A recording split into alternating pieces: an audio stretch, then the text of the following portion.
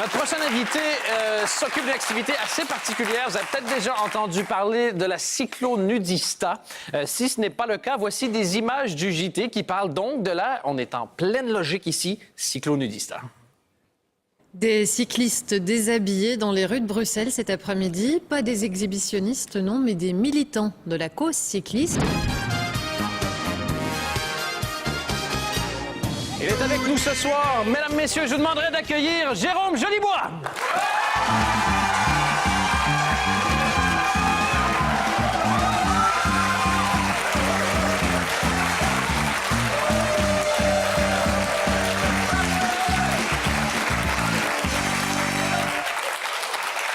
Bonjour. Ça va bien? Bonjour.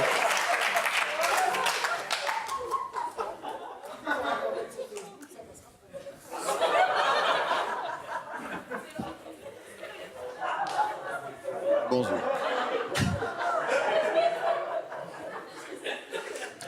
Note à la régie, on ne m'avait pas prévenu.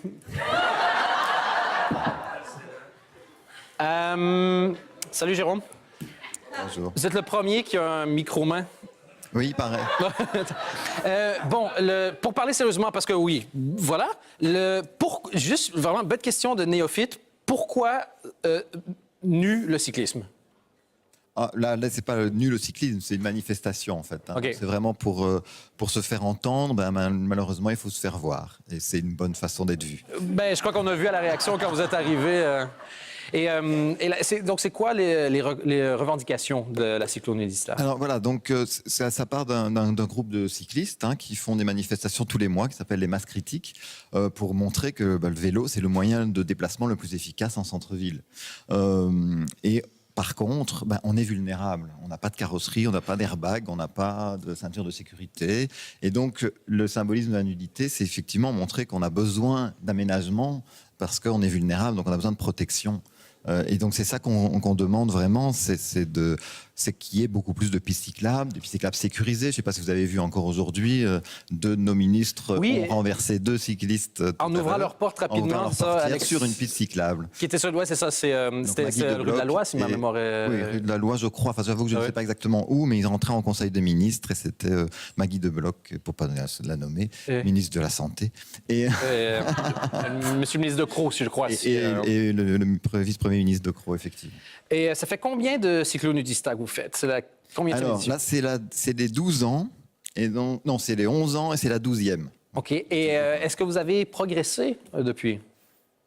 Oui, quand même. Alors après, c'est difficile de dire si c'est l'impact de la cyclonudista. C'est vrai que en termes de visibilité, puisque chaque année on fait ça, on a des reportages et des réactions amusées, parce que on veut que ce soit festif. C'est pas une manifestation de casseurs, c'est vraiment une manifestation de joie.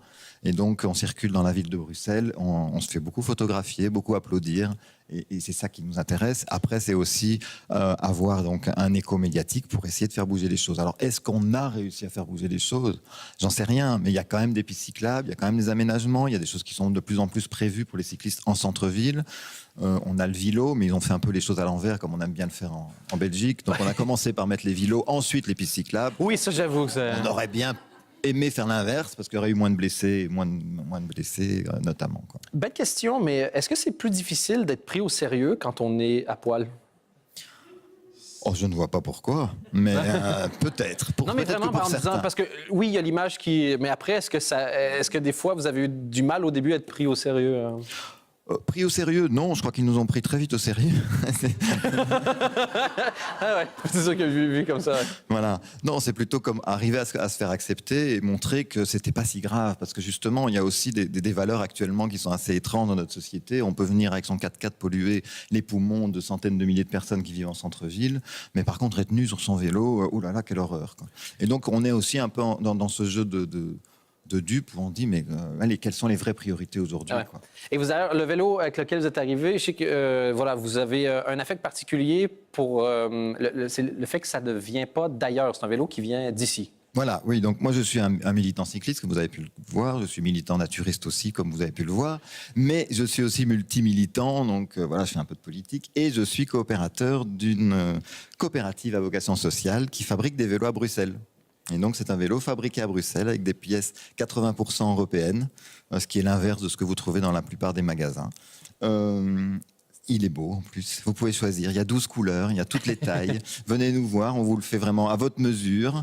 Et il est super efficace, on a l'impression qu'il a un moteur électrique, mais je vous promets, il n'y en a pas. Bon, ben écoute, le cyclonudista et entre autres vous, avec votre vélo, on peut vous retrouver, ça va être le 18 juin à Bruxelles. 18 juin, voilà, donc on va circuler un peu partout, place Flagey, dans le centre-ville, dans le quartier européen, 3 heures de balade. Vous êtes le bienvenu, nu ou pas d'ailleurs, parce qu'il n'y a pas d'exclusivité, nous sommes très tolérants. Parfait, ben écoute, merci pour cette Et puis, tolérance. vous pouvez venir avec votre vélo fabrique. Parfait, ben on va pouvoir vous suivre. Merci beaucoup, Jérôme, d'être venu en parler avec nous ce soir.